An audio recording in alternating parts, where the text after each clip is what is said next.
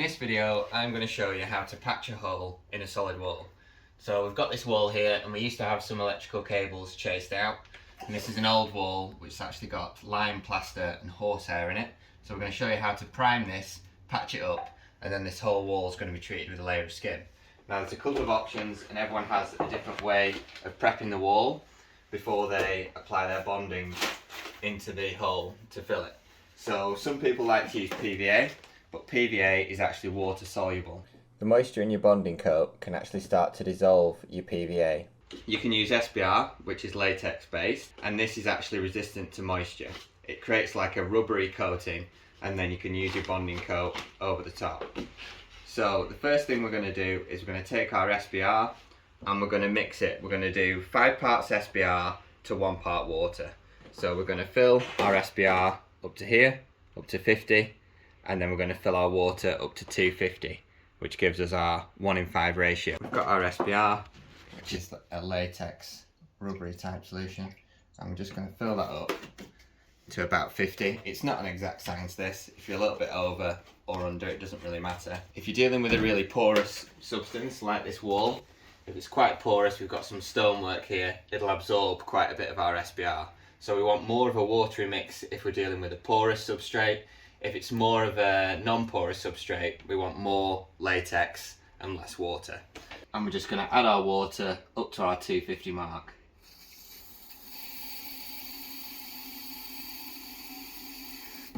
Give it a quick stir with our stirring stick. And then we can apply this to our patch in our wall. Before you apply your SBR latex solution, you need to try and make sure the surrounding plasterwork is solid. If any of the plasterwork's loose, you can just see here, if you zoom in to this part, you can just see here that the plasterwork is moving a little bit.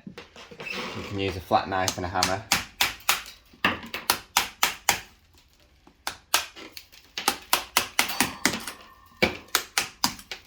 And you're just trying to chip away the old plasterwork until you get to something solid. You want to get rid of any loose bits of lime plasterwork that are on your wall. You don't need to go too mad here because our primer will help set all this in place. Our SBR and water mix will set this. But if you just remove the loose dust, take a vacuum cleaner. This one's great because it's got a brush attachment. So it'll brush off all the loose bits and hoover them up at the same time. Now that we've vacuumed out our patch, we can treat it with our SBR and water mix. It should look something like this kind of consistency.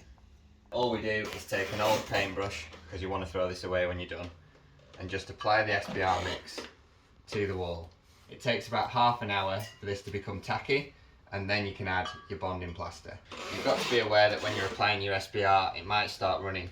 So it's always important to put a dust sheet down or something waterproof to prevent any damage to your floor covering. When you do this, a really good tip is to start from the top of your wall, because it'll all start to run down. Just make sure it looks like all the dry patches are wet by the time you've finished.